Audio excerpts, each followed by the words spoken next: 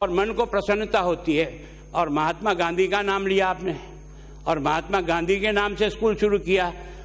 अब तक आपने जो है ना, अब तक ये आपकी बजट घोषणा 19-20 की थी। कब? 19-20। अभी अपन किस में आ गए? 23-24 में। मैं आपसे विनम्र प्रार्थना कर रहा हूं, कृपा करके राजस्थान की जनता को मेरे इन सवालों का जवाब देके संतुष्ट करना। महात्मा गांधी अंग्रेजी विद्यालय के नाम से आपने 1700 विद्यालय प्रारंभ किए। 1700 विद्यालय में एक पद भी आपने स्वीकृत किया हो तो उसकी तारीख बता देना। एक पद भी अगर आपने स्वीकृत किया हो तो बताए। और बिना स्वीकृत के किसी भी अध्यापक को आप लगाओगे, वेतन वहां से नहीं उठ सकता। वेतन किसी न किसी दूसरे स्कूल से आएगा। इसका मतलब आपने 1700 हिंदी मीडियम स्कूल थे, उन 1700 हिंदी मीडियम स्कूल के अध्यापकों को यहाँ व्यवस्था के लिए लगाकर उनको भगवान भरोसे छोड़ा कि नहीं छोड़ा। और उसमें से भी आप देखो, आपने सिलेक्शन का तरीका निकाला था। पहले चरण में आपने व्यवस्थित इंटरव्यू करके सिलेक्शन किया था अध्यापकों का लगाने के लिए। दूसरे चरण में आपने कहा कि जो हिंदी मीडियम के हिंदी, अंग्रेजी और संस्कृत के बच्चे हैं, पढ़ाने वाले अध्यापक हैं, उनको लगा दो। और जो आपका तीसरा चरण है, दुर्भाग्य है राजस्थान के उन बच्चों का। और तीसरे चरण में क्या किया आपने? सबने अपने भाई भतीजों को भर दिया। जरूरत हो या मत हो, मैं गारंटी से कर रहा हूं, मैं आपको दावे के साथ कह रहा हूं कि वहां लगे हुए आज के शिक्षक की पोस्टमार्टम करो, ये कौन है और कहां से आए और कैसे आए। मैं आपको फिर विनम्रतापूर्वक कह रहा हूं, अंग्रेजी का एक शब्द नहीं बोल सकता, उसको आपने इंग्लिश मीडियम स्कूल के नाम से दूसरे स्कूलों से ट्रांसफर कर करके उनको राहत देने का काम आपने किया है। ये उन बच्चों का भला नहीं होगा। बच्चे जिंदगी भर तक आप और मुझको याद करेंगे कि मुझे अंग्रेजी के नाम से पढ़ने के लिए भेजा तो सही, पर वहां पढ़ाने वाला मास्टर अंग्रेजी नहीं जानता। आपका डायरेक्टर स्वयं नागौर के एक स्कूल में गया और जाकर के उस प्रिंसिपल से उसने अंग्रेजी का 2 लाइन तो बोल, तो उसको सस्पेंड कर दिया। उसका क्या दोष है? दोष तो लगाने वाले का है, उसको क्यों लगाया? तो मतलब ऐसी दुर्गति करने के बाद अब आपको मतलब विद्यालय में पुस्तकालय और प्रयोगशाला का कोई पद नहीं है। लेकिन आज की तारीख में ये जो इंग्लिश मीडियम के स्कूल है ना, इनमें आपने पुस्तकालय अध्यक्ष लगा रखे हैं और प्रयोगशाला सहायक लगा रखा है।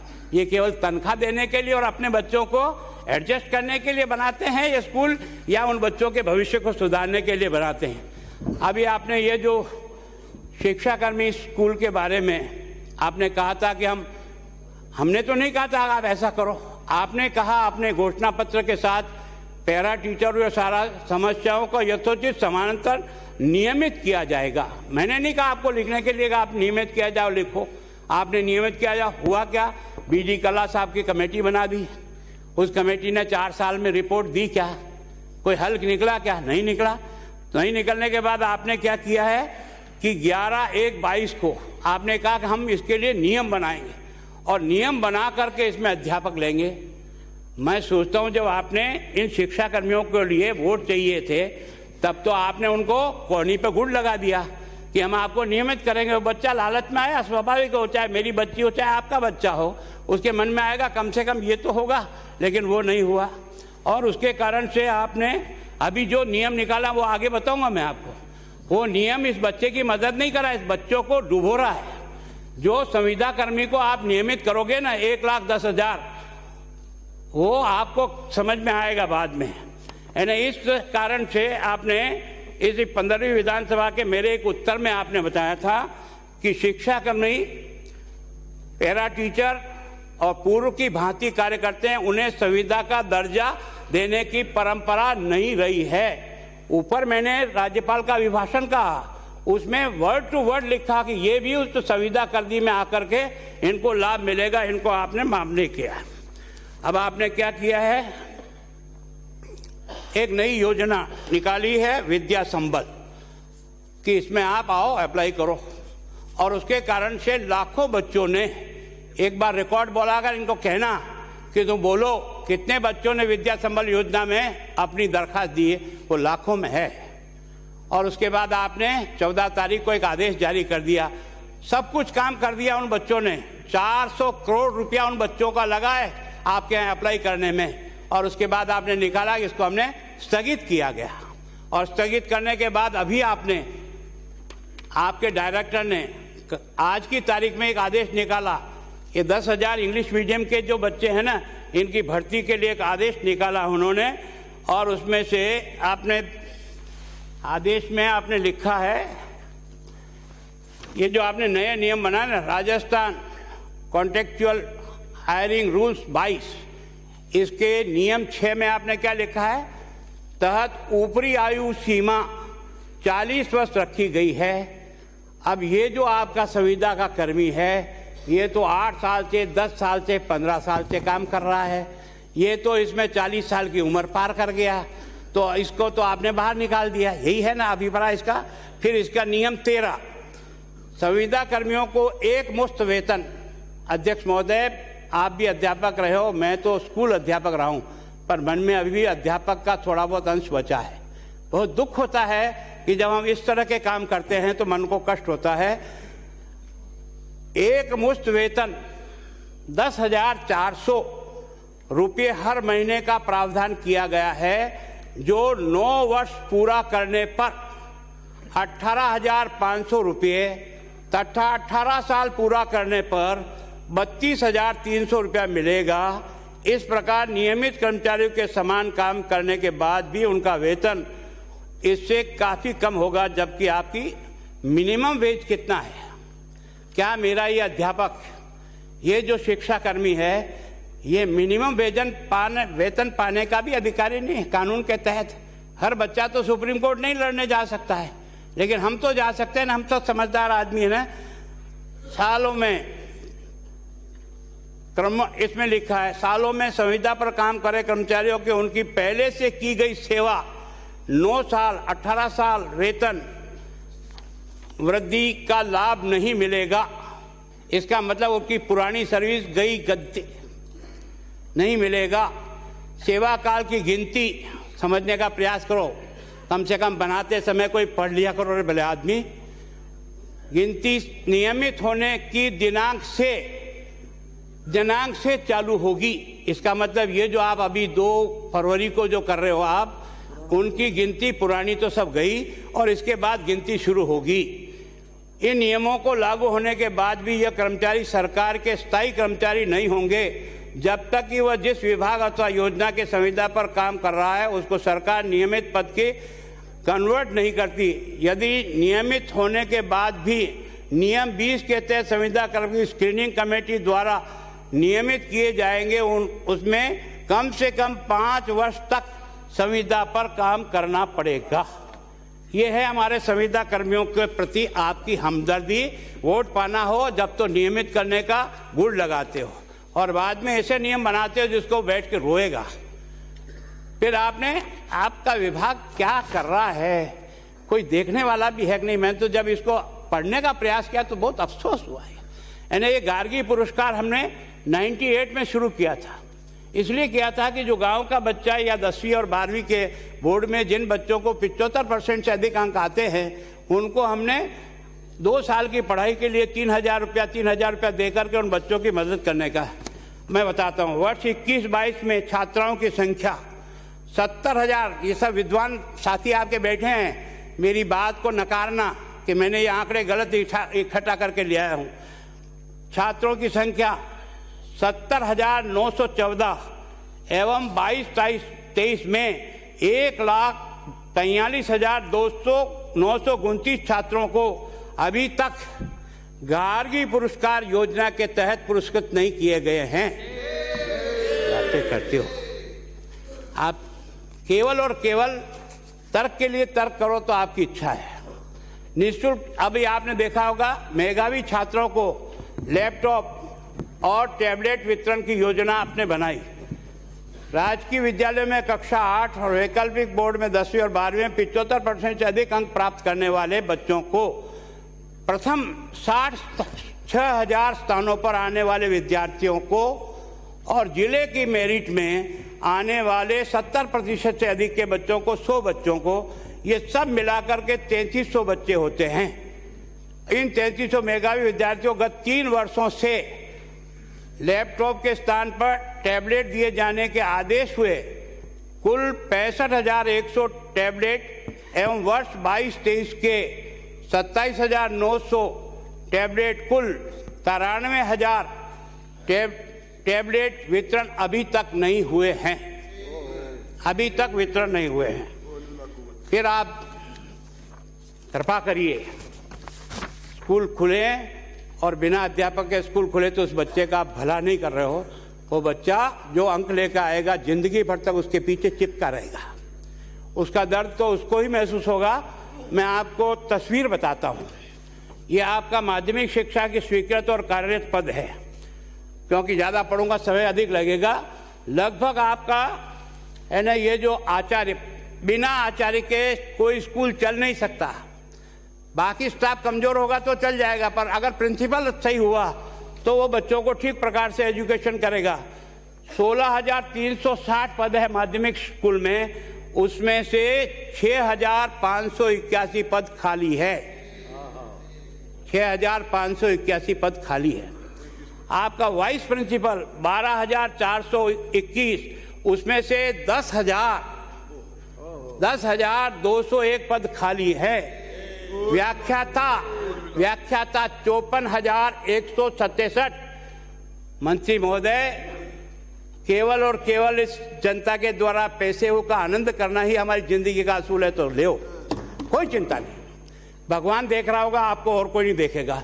उसमें से 54,000 में से 14,382 पद आज की तारीख में खाली है। अगर इन सब की टोटल लगाऊं, पुस्तकालय अध्यक्ष 1,098 हैं, जिसमें से 782 पद खाली है। प्रयोगशाला सहायक केवल 442 कुली है सेकेंडरी एजुकेशन में, उसमें से 250 खाली है। अध्यक्ष महोदय, मैं चाहता हूं कि आपके मन में इसके बारे में ज़रूर कुछ न कुछ विचार आना चाहिए कि हम जिस जनता के द्वारा चुने हुए यहाँ भेजे जाते हैं वो अपने बच्चों के भविष्य के लिए भेजे जाते हैं। पर बहुत अफसोस है कि इस सेकेंडरी स्कूल में 3,36,270 कुल पद है, उसमें से 3 लाख में से 1,17,251, 33% पद खाली पड़े हैं। एजुकेशन क्या होती है और कैसे होगी ये तो वो बच्चा ही बताएगा, मैं नहीं बता सकता। इसी तरह से आपके प्रारंभिक शिक्षा में आपके 2,08,237 पद कुल है, उसमें से 39,300 पद आज की तारीख में खाली है। अब आप ये जो रीट के बारे में जो कहते हैं ना, मुझे बहुत दुख इस बात का हुआ था कि रीट का जो पेपर जिस प्रकार से आउट हुआ, उसका उस गोरख धंधे को किसी ने भी समझने का प्रयास नहीं किया। उन लाखों बच्चों को, आपको भी धन्यवाद देता हूं, उन बच्चों को परीक्षा केंद्र तक जाने के लिए आपने फ्री बसों की व्यवस्था की। मैं राजस्थान की जनता को भी धन्यवाद देता हूं, जिन्होंने उन बच्चों को अपना बच्चा समझ करके और अपने किचन में से रोटी बना करके हर सेंटर के बाहर कोई न कोई रोटी और अपना खाना लेकर खड़ा था और उस बच्चे को दिया था। वो बच्चा लटक के गया, ऊपर से गया, नीचे से गया, लेकिन उसके बाद भी आपने क्या देखा होगा, जिस बोर्ड के अध्यक्ष को जारोली नाम के कोई व्यक्ति है, उनको आपने सस्पेंड किया, तो उसके खिलाफ आगे कार्रवाई क्यों नहीं बढ़ाई? अगर आपने कहा तो अपने भाषण में कहा कि कोई भी अधिकारी, अशोक गहलोत मुख्यमंत्री राजस्थान ने एक इंटरव्यू में कहा कि कोई भी अधिकारी या कोई मंत्री इसमें इन्वॉल्व नहीं है, तो फिर ये जारोली को क्यों इन्वॉल्व किया? अब आगे बताता हूं मैं। यहाँ मुख्य सचिव महोदय बैठे हैं। इस रीट की परीक्षा के लिए आपके मुख्य सचिव ने 15/9 को मीटिंग की थी, सवेरे 11 बजे, और शाम को 5 बजे फिर की वीसी, और उसमें करने के बाद उन्होंने सारी व्यवस्था अपने कलेक्टर और एसपी को संभलाई थी कि आपके पास ये जो पेपर आएंगे और जो आंसर बुक आएगी उसको आप किस तरह से ले जाओगे। मुख्यमंत्री महोदय, अफसोस तो मुझे तब इस पढ़ के हुआ कि आपके यहाँ 23/9 को मुख्यमंत्री जी आपने इस रीट की परीक्षा के लिए मीटिंग ली और अध्यक्षता में परीक्षा की तैयारी की समीक्षा बैठी। प्रश्न पत्र और OMR शीट को कोष कार्यालय, आपकी मीटिंग का प्रश्न पढ़ रहा हूं, क्या हो रहा है यार? कोष कार्यालय, उपकोष कार्यालय, पुलिस थानों के मालखाने में रखे जाने के निर्देश है। जयपुर में उक्त निर्देशों की अवहेलना पर शिक्षा संकुल में पेपर क्यों रखे और किसने रखे? किसने रखे और क्यों रखे? मैं आप सबसे भी मेरी कोई अदावत नहीं है, पर मेरे को उन बच्चों की चिंता जरूर है कि जिनके कारण से आज वो इसमें लटक रहे हैं। जयपुर जिले में शिक्षा संकुल में रखे गए पेपर की सुरक्षा के लिए जिन लोगों को लगाया गया, उनमें से कॉलेज शिक्षा के सेवानिवृत्त व्यक्ति श्री प्रदीप पाड़ सर को कोऑर्डिनेटर और उनके साथ कोऑर्डिनेटर 4 व्यक्ति श्री सुभाष यादव, BS बैरवा, सहायक निदेशक कॉलेज शिक्षा M ध्यान सिंह गोठवाल, निजी स्कूल स्टाफ एवं सिम राम कृपाल मीणा, निजी स्कूल संचालक को लगाया गया। पेपर लीक होने के बाद चौतरफा जब दबाव पड़ा तो इनके खिलाफ आपने कार्रवाई की और उसके बाद थोड़े दिन बाद वापस इनको बहाल करके वापस उसी जगह लगा दिया। उक्त व्यक्तियों को लगाने के आदेश किस अधिकारी ने दिए? इन लोगों को, प्राइवेट लोगों को, जबकि आपने जिम्मेदारी आपकी मीटिंग में SP और कलेक्टर को दी थी, तो फिर इन प्राइवेट लोगों को किसने लगा दिया? इसके लिए मैंने पिछली बार भी आपके साथ निवेदन किया, लेकिन आपने मेरी जांच न दिया। अगर कलेक्टर दोषी है तो उसके खिलाफ कार्रवाई करो, और अगर कलेक्टर दोषी नहीं है तो कौन दोषी है? और उसमें भी मुझे बहुत अफसोस है, क्या कहे, मैं बहुत दुख के साथ कह रहा हूँ आपको, है ना। वहाँ डबल लॉक की चाबी जिस आदमी के पास है, वहाँ से अगर पेपर निकल जाए तो क्या राजस्थान का बच्चा किसको दोष देगा? किसको दोष देगा? और आप उस सीमा तक नहीं पहुँचे। इसी तरह से अभी वरिष्ठ अध्यापक का जब पेपर लीक हुआ, आप सब लोगों को दुख होगा। ये पेपर लीक नहीं हुआ, ये एक बहुत बड़ा स्कैंडल हुआ है ना। इस तरह का पहली बार, ये तो ठीक है उदयपुर SP को सूचना मिल गई बच्चे के द्वारा ही। अगर ये बच्चे के द्वारा सूचना नहीं मिलती तो ये कितनी गाड़ियों में कितने बच्चे बैठ करके और घूमते रहे। रात को 8 बजे इनको गाड़ी में बिठाया और रात को 2 बजे इनको पेपर दिया, और उस पेपर में उनको आंसर कौन से हैं उस पर टिकिंग किया हुआ है। ये तो SP ने पीछा करके सवेरे 4:15 बजे इन सब लोगों को सभी साधनों सहित रेड हैंडेड पकड़ लिया। अब आपने क्या इसको सस्पेंड कर, इस पर क्या निकलेगा यार? आखिर ये पेपर निकला होगा तो कहीं एक जगह से निकला होगा। जिसके पास ये पेपर पहुंचा होगा, कोई आसमान से उड़ के थोड़ी आया होगा। पेपर पहुंचाने वाला कोई होगा। इसलिए मैं बार बार कहता हूं, जब तक आप चोर की मां को नहीं मारोगे ना, इन बच्चों के भविष्य को आप सुधार नहीं सको। अब आपने, मैं इस उच्च शिक्षा का ढांचा बताता हूं। आप शिक्षा के प्रति पता नहीं इतने, ये फोकट वो फोकट, अरे वो नहीं मिलेगा तो भी पढ़ करके यार खड़ा हो जाएगा बच्चा। आप कर क्या रहे हो ये उल्टा, केवल खुश करने के लिए। सभापति अध्यक्ष महोदय, मैं आपसे कह रहा हूं, प्रदेश में 490 कॉलेज है हमारे यहाँ, राजकीय कॉलेज है, और उस राजकीय कॉलेज में 9060 पद आज की तारीख में खाली है। 9060 पद। इसी तरह से आपने देखा होगा कि ये जो 2017 में से रिक्त चल रहे हैं, और सहायक आचार्य के कुल 4617 पद खाली है। ये सब मिलाकर 50% हो जाता है। तो मैं सोचता हूँ कि इसमें महाविद्यालय में केवल 27 में पुस्तकालय अध्यक्ष तथा केवल 28 में शारीरिक शिक्षक कार्यरत है। 90% महाविद्यालयों में लेखाकार कार्यरत नहीं है। महाविद्यालयों में 70% से अधिक प्रयोगशाला सहायक के पद रिक्त हैं, लेकिन विद्यार्थियों के हित में, बेरोजगारों के हितों में पदों पर नियुक्ति करने के बजाय केवल आपने उनको झुंझुना पकड़ा रखा है। अभी आपको और मैं बताता हूँ, आप क्या कमाल कर रहे हो। राज्य भर में अधिकतर महाविद्यालय आज प्राचार्य के विहीन हैं। अब आप ये देखिए, इसमें ये जितने भी अपने कॉलेज हैं, इनमें नेक आवश्यक होता है। इस नेक के तहत 490 में से, समझो, सुनो, 490 महाविद्यालय में से 69 केवल 69 महाविद्यालयों में नेक प्राप्त किया हुआ है, बाकी आप उसको नहीं है। और इसमें से भी केवल 4 कॉलेज ऐसे जिनको A ग्रेड मिली है, यही नहीं है, केवल 2 विश्वविद्यालय ऐसे हैं जिनको A ग्रेड मिली हुई, एक राजस्थान विश्वविद्यालय और एक सुखाड़िया विश्वविद्यालय। बाकी जितने विश्वविद्यालय हैं वो सारे के सारे इस आवश्यकता को भी पूर्ति नहीं करता है। अब मैं आपको विश्वविद्यालय की दशा बताता हूँ। चाहे गलती मेरी रही हो या मेरी सरकार की रही हो, पर हम उस बच्चे के प्रति अन्याय नहीं कर सकते।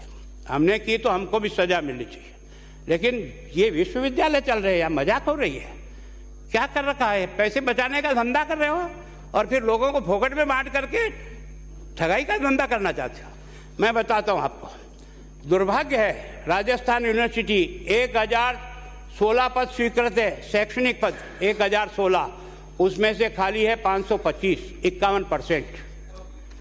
और इसी तरह से आपने जयनारायण व्यास 656